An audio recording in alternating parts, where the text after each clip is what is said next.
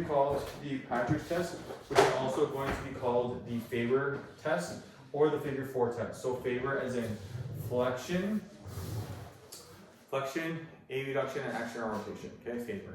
So I like calling this the FABER test, but it's also called the Patrick's test or the figure 4 test.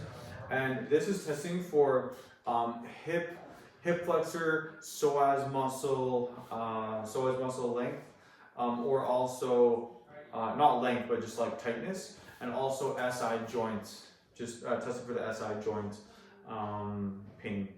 So for this, we're gonna have our patient in supine, so Jason's in supine already.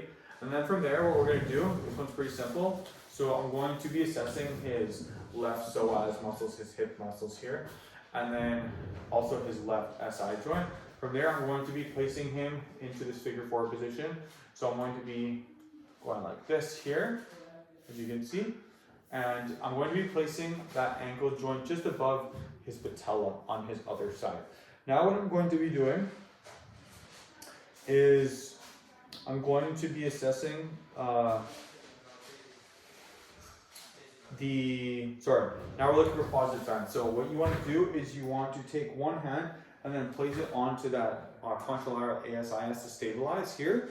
And then what I'm going to do is I'm just going to gently lower this knee down until I can go all the way down here.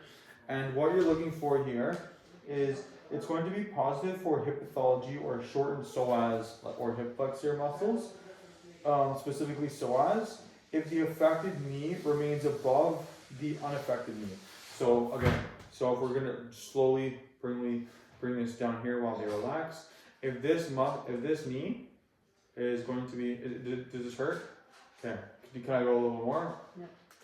Okay, so if this knee is going to be significantly above, if this part is going to be significantly above this part, that's going to be a positive for any shortened psoas muscles, hip muscles, something like that. Or another positive would be pain in the SI when the knee is pushed down. So here, I'm pushing the knee down like this, and let's say this is below this knee like here. If Jason is feeling any pain in that SI region, that's also going to be a positive. So there's two positives for that.